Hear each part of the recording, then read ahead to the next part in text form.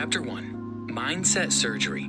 Any rule not set in course by nature or your government can be bent or broken. Here's the life cycle of a typical human. Go to school, study hard, get a good job and have a family. Continue working, save up for retirement, then wait until you die. There's really nothing wrong with this arrangement if it's something you enjoy. But a lot of people become disinterested a few years into their jobs. They just feel like the job is sucking away their lives.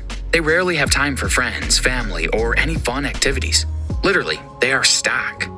Outside of science and law, all rules can be bent or broken, and it doesn't require being unethical. Tim Ferriss. Many people desire to break out of the 9-to-5 prison, but only a few succeed at it. And it all boils down to the fear of the unknown. Who would want to lose their job if there's no tangible hope of getting something that is better on the scales of time and freedom? But if you truly desire to have freedom to live the lifestyle you deserve, then Tim Ferriss can show you how. The 4-Hour Workweek is a lifestyle design that millionaire entrepreneur and podcaster Tim Ferriss created for his personal life and began teaching others once he successfully tested the effectiveness of his new approach to life. Countless people all over the world have achieved the lifestyle design of their choice simply by understanding and implementing the strategies in this summary. You're about to join that number.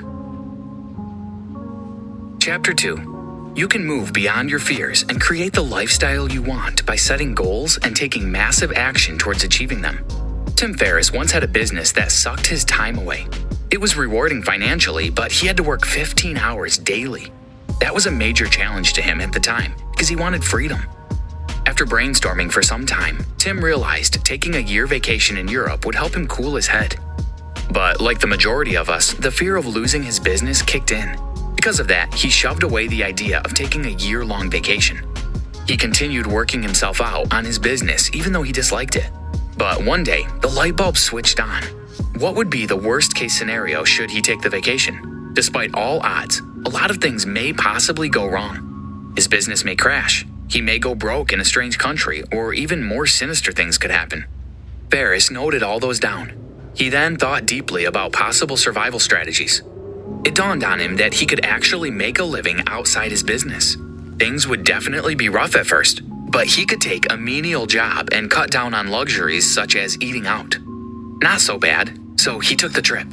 His vacation lasted 15 months, and surprisingly, his business thrived more in his absence. The moral of the story, your fears aren't always as bad as they seem. You can move beyond your fears and create the lifestyle you want by setting goals and taking massive action towards achieving them. Is the fear of the unknown limiting you from making a major change in your life and career?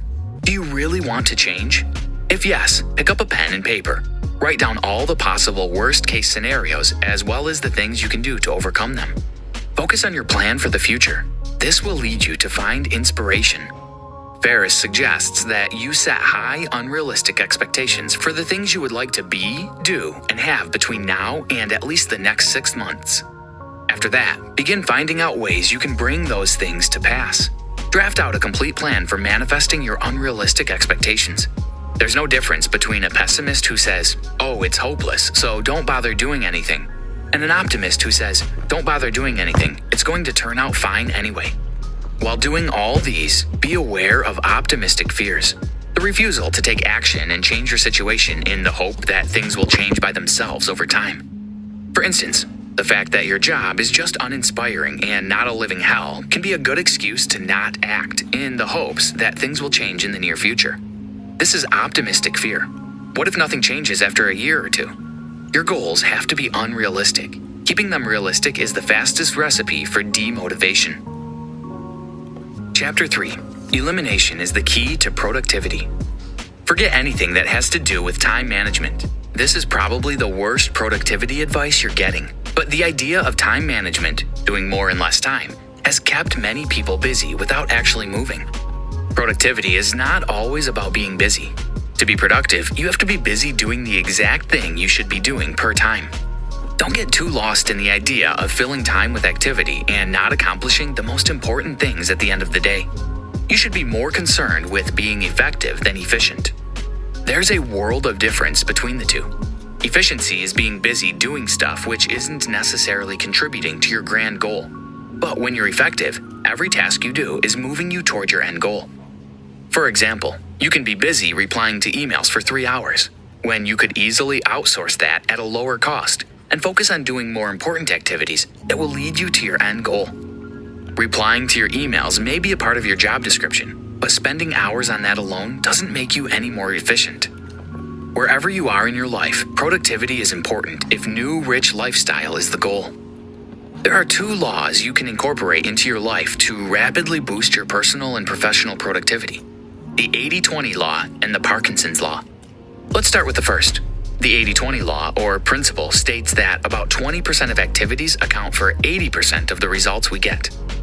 To put it more practically, as an employee, roughly 20% of your time is responsible for 80% of your office work. No employee is really productive 8 hours every day. A good part of that 8 hours is used for relatively unimportant tasks. A task will swell in perceived importance and complexity in relation to the time allotted for its completion. Parkinson's law. Did you know distractions at work take up more time than you think? Try staying away from distractions and see how much faster you would do your daily tasks. Chapter 4. Simple hacks for putting your work on autopilot. Outsourcing is the lifeblood of the new rich. Don't forget the goal is to be in charge of your life and have others working for you while you focus on the activities that matter most to you. And as we've reiterated countless times, anyone can do this. It doesn't matter if you're an entrepreneur, employee, or a student. Rules for outsourcing tasks. Number 1, do not delegate tasks that can be eliminated. This is so important. You'll be wasting your resources, time, and money if you violate this rule. Number 2, every task must be both time-consuming and well-defined before it can be delegated. You have 2 options when outsourcing. You could choose to use either a local or remote virtual assistant. Ferris recommends using remote virtual assistants, VA, from developing countries like India because the cost of service is less. And because of the time difference between both countries, you will be sleeping while your VA is working for you. So let's say you have a presentation to give the following morning. All you need to do is contact your VA early enough, give them clear instructions and a deadline you both can work with. Keep Parkinson's law in mind when doing this. If things go well, you will wake up to your presentation waiting in your email. How awesome is that? In order to avoid any disappointments, it's good you don't hire a new or sole VA.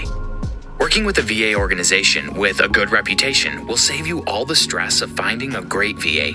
The 2 most common VA organizations providing remote services are Your Man in India, YMII, and Brickwork, also based in India.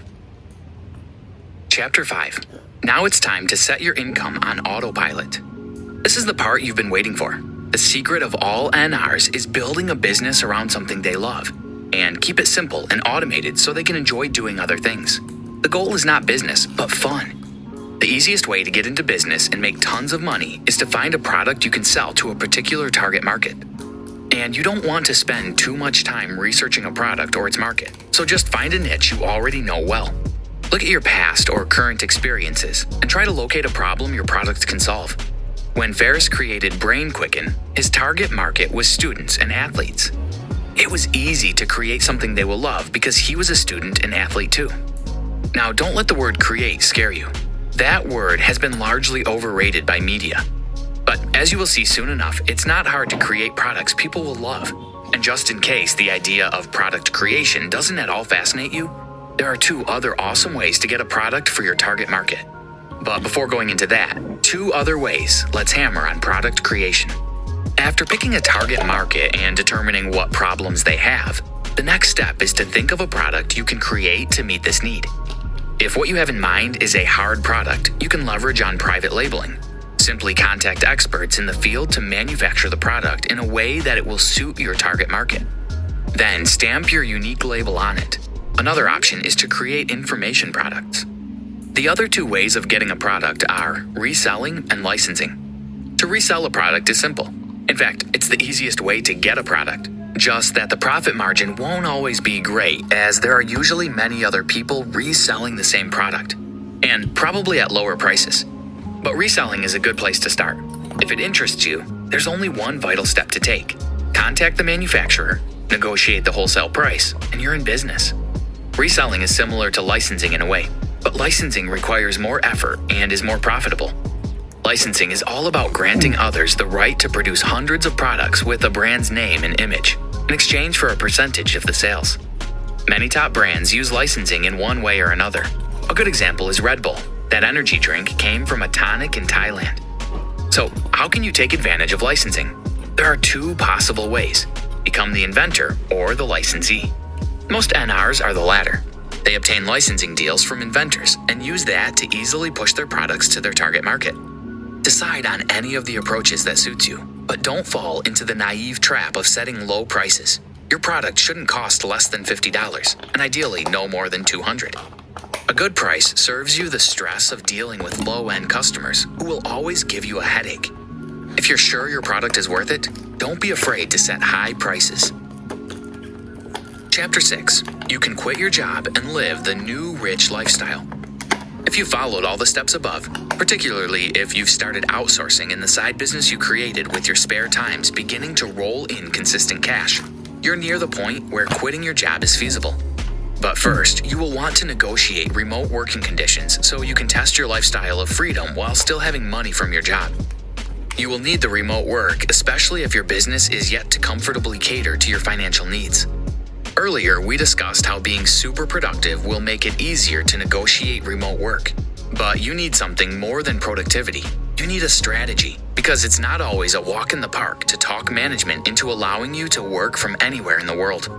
What your company's management needs to see is how your working from home will contribute more to the organization than working from the office. And it's the duty of your strategy to show them that. Consider Sherwood's experience with his boss. Because of his plan to negotiate remote work, Sherwood started putting in the effort to increase his productivity, and consequently his value to the company. Additionally, he ensured the company invested in him so that it would be hard for them to let him go. Next, he called in sick for 2 days. Sherwood used these days to do his office work remotely. He made sure he performed more than he usually did at the office. He resumed after 2 days and was ready to negotiate remote work. When you're effective in the workplace, you stand a good chance of negotiating better work conditions. Sherwood started with asking for 2 remote work days, Monday and Tuesday. He used that approach because it's much easier for his boss to accept 2 days of remote work than all 5 days at once. The result? Sherwood did his best to impress his boss, then leveraged his super performance to negotiate 4 days remote work, and then complete remote work, the entire 5 days a week. He's now only required to show up at the organization during crucial meetings. You can apply this strategy too. The most important things are your ability to show a high degree of competence and reliability. Conclusion. You no longer have to pour out your life into your job or business, forgetting that work is simply a means to living and not the goal itself. All the strategies outlined in this summary are targeted at one thing: helping you work to live, not just work for work's sake. Begin your journey into the world of possibilities and adventures by deciding you deserve a better life, a life of cash and freedom. Then begin eliminating all the clutter that will stop you from joining the NR League. After that, automate your work and income through: Number 1, outsourcing excess work that cannot be eliminated. Number 2, starting a profitable side business. Number 3, lastly, liberate yourself from the 9-to-5 shackles and live like the NR you are. Practice.